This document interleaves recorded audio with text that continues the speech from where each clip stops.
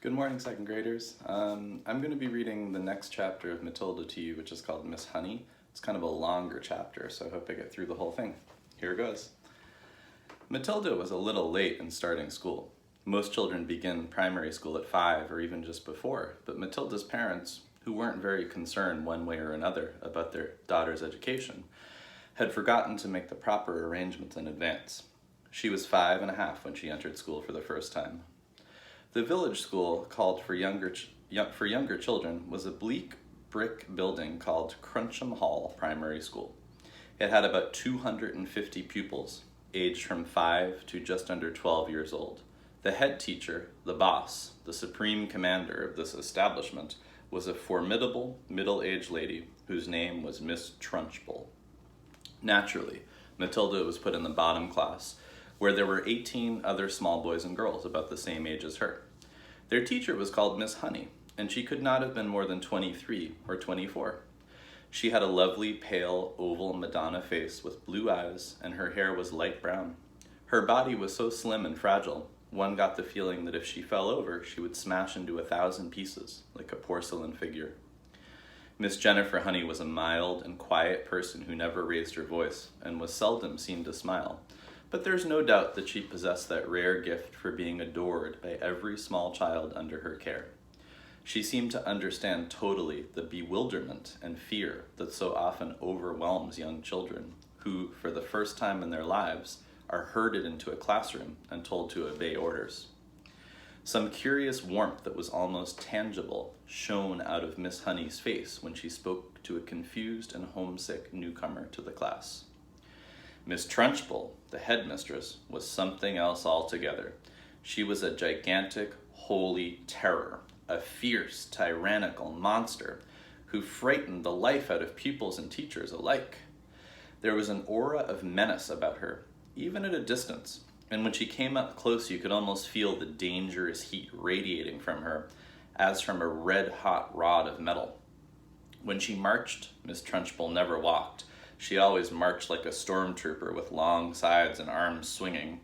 When she marched along a corridor, you could actually hear her snorting as she went. And if a group of children happened to be in her path, she plowed right on through them like a tank, with small people bouncing off her to the left and the right. Thank goodness we don't meet many people like her in this world, although they do exist, and all of us are likely to come across at least one of them in a lifetime. If you ever do, you should behave as you would if you met an enraged rhinoceros out in the bush. Climb up the nearest tree and stay there until it's gone away.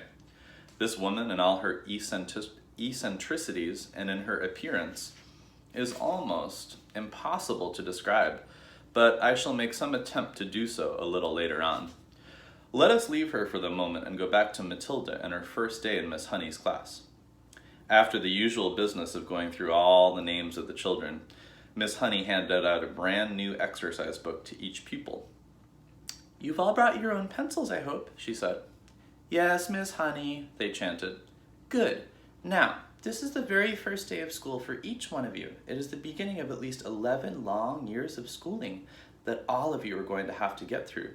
And 6 of those years will be spent right here at Cruncham Hall, where, as you know, your headmistress is Miss Trunchbull. Let me, for your own good, tell you something about Miss Trunchbull. She insists upon strict discipline throughout the school, and if you take my advice, you will do your very best to behave yourselves in her presence. Never argue with her. Never answer her back. Always do as she says. If you get on the wrong side of Miss Trunchbull, she can liquidize you like a carrot in a kitchen blender. It's nothing to laugh about, Lavender. Take that grin off your face. All of you will be very wise to remember that Miss Trunchbull deals very, very severely with anyone who gets out of line in this school. Have you got the message?" "Yes, Miss Honey," chirruped 18 eager little voices. "I myself," Miss Honey went on, "want to help you learn as much as possible while you're in this class. That is because I know it will make things easier for you later on. For example, by the end of this week, I shall expect every one of you to know the 2 times table by heart. And in a year's time, I hope you will know all the multiplication tables up to 12. It will help you enormously if you do. Now then, do any of you happen to have learned the 2 times table already?"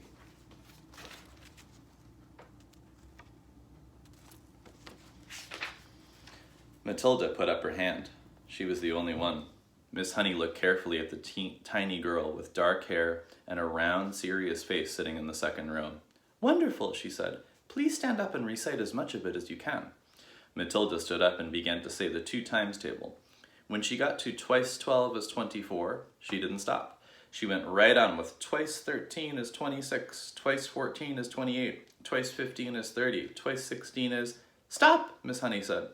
She had been listening, slightly spellbound, to this smooth recital, and now she said, "How far can you go?" "How far?" Matilda said.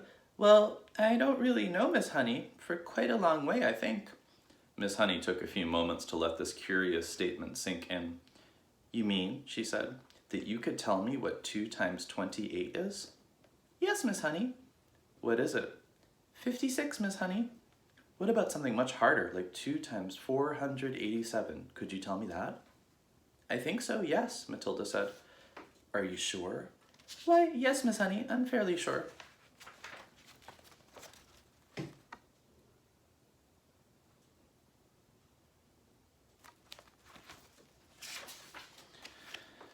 "What is it then, 2 times 487? 974, Matilda said immediately. She spoke quietly and politely and without any sign of showing off. Miss Honey gazed at Matilda with absolute amazement, but when she next spoke, she kept her voice level. "That is really splendid," she said. "But of course, multiplying by 2 is a lot easier than some of the bigger numbers. What about the other multiplication tables? Do you know any of those?" "I think so, Miss Honey. I think I do." "Which ones, Matilda? How far have you got?" I don't quite know," Matilda said. "I don't know what you mean." "What I mean is, do you, for instance, know the 3 times table?" "Yes, Miss Honey." "And the 4 times?" "Yes, Miss Honey." "Well, how many do you know, Matilda? Do you know all the way up to the 12 times table?" "Yes, Miss Honey." "What are 12 sevens?" 84, Matilda said. Miss Honey paused and leaned back in her chair, behind the plain table that stood in the middle of the floor in front of the class. She was considerably shaken by this exchange, but took care not to show it. She had never come across a 5-year-old before, or indeed a 10-year-old, who could multiply with such ease. "I hope the rest of you are listening to this," she said to the class. "Matilda is a very lucky girl. She has wonderful parents who have already taught her to multiply lots of numbers. Was it your mother, Matilda, who taught you?" "No, Miss Honey, it wasn't." "You must have a great father, then. He must be a brilliant teacher." "No, Miss Honey," Matilda said quietly. "My father did not teach me." "You mean you taught yourself?" "I don't quite know," Matilda said truthfully. "It's just that I don't find it very difficult to multiply one number by another." Miss Honey took a deep breath and let it out slowly. She looked again at the small girl with bright eyes standing beside her desk, so sensible and solemn. "You say you don't find it difficult to multiply one number by another," Miss Honey said. "Could you try to explain that a little bit?"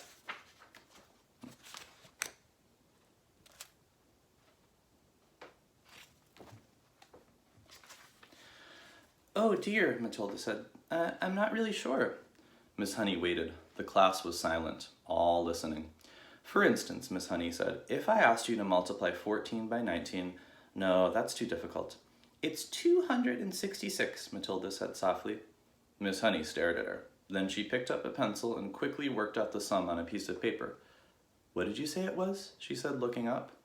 266, Matilda said. Miss Honey put down her pencil and removed her spectacles and began to polish the lenses with a piece of tissue. The class remained quiet, watching her and waiting for what was coming next. Matilda was still standing up beside her desk. "Now tell me, Matilda," Miss Honey said, still polishing. "Try to tell me exactly what goes on inside your head when you get a multiplication like that to do. You obviously have to work it out in some way, but you seem to be able to arrive at the answer almost instantly. Take the one you've just done, 14 multiplied by 19. I simply put the 14 down in my head and I multiplied by 19, Matilda said. "I'm afraid I don't know how else to explain it. I've always said to myself that if a little pocket calculator can do it, why shouldn't I?" "Why not indeed," Miss Honey said. "The human brain is an amazing thing." "I think it's a lot better than being a lump of metal," Matilda said. "That's all a calculator is." "How right you are," Miss Honey said. "Pocket calculators are not allowed in the school anyway. Miss Honey was feeling quite quivery. There was no doubt in her mind that she had just met an extraordinary mathematical brain, and words like child genius and prodigy went flitting through her head. She knew that these sort of workers do pop up in the world from time to time, but only once or twice in 100 years. After all, Mozart was only 5 when he started composing for the piano, and look what happened to him. "It's not fair," Lavender said. "How can she do it and we can't?"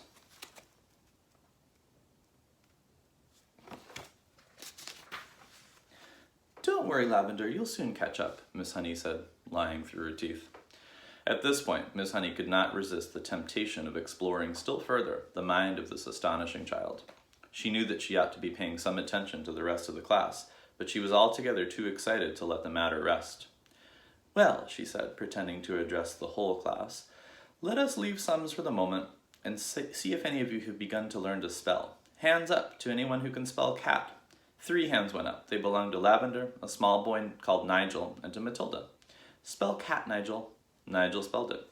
Miss Honey now decided to ask a question that normally she would not have dreamed of asking on the first day.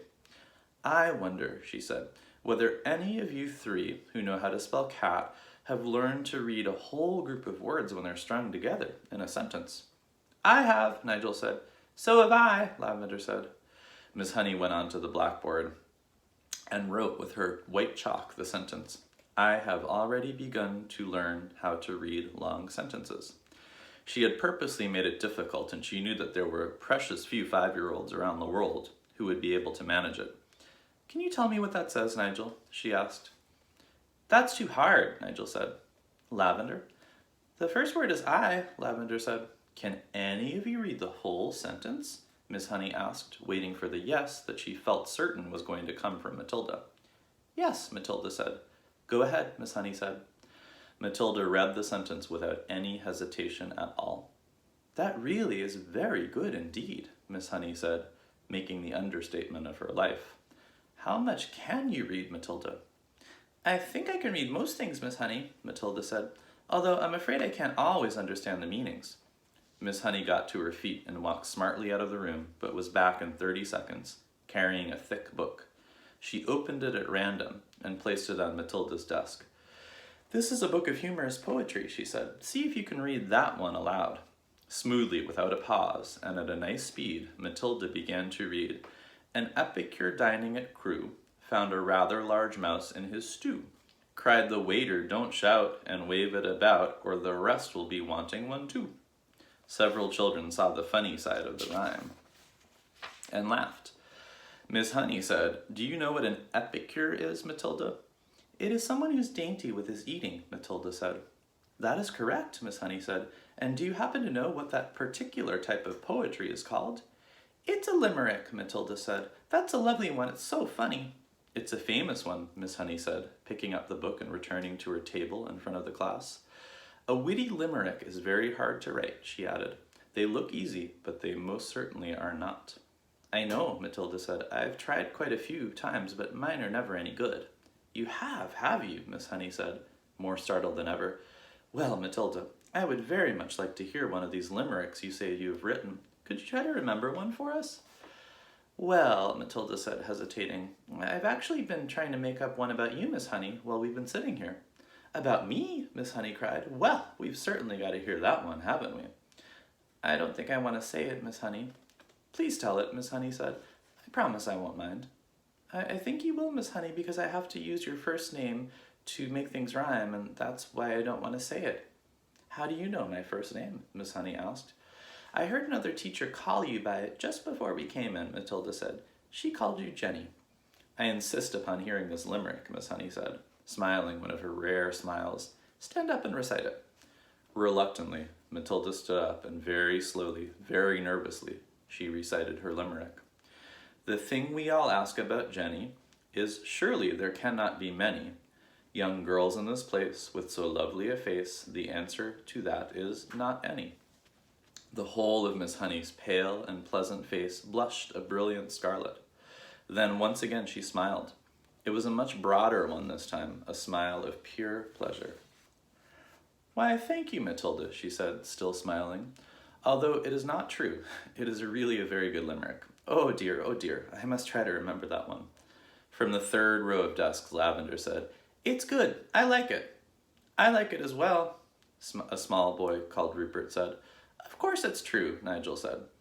Already the whole class had begun to warm toward Miss Honey, although she had hardly yet taken any notice of them except Matilda. Who taught you to read, Matilda? Miss Honey asked. I just sort of taught myself, Miss Honey. And have you read any books all by yourself? Any children's books, I mean. I've read all the ones that are in the public library in High Street, Miss Honey. And did you like them? I like some of them very much indeed, Matilda said, but I thought others were fairly dull. Tell me one you liked. I liked The Lion, the Witch, and the Wardrobe, Matilda said. I think Mr. C.S. Lewis is a very good writer, but he has one failing. There are no funny bits in his books. You are quite right there, Miss Honey said. There aren't many funny bits in Mr. Tolkien either, Matilda said. Do you think that all children's books ought to have funny bits in them? Miss Honey asked. I do, Matilda said. Children are not so serious as grown-ups, and they love to laugh. Miss Honey was astounded by the wisdom of this tiny girl. She said, And what are you going to do now that you've read all the children's books? I'm reading other books, Matilda said. I borrow them from the library. Mrs. Phelps is very kind to me. She helps me choose them.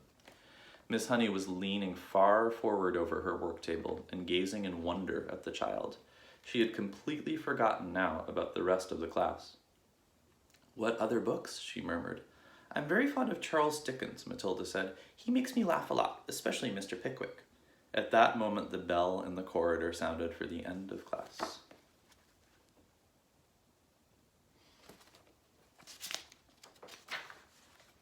The next chapter is called Miss Trunchbull, so we'll read all about how horrible and mean she is on Monday. Bye.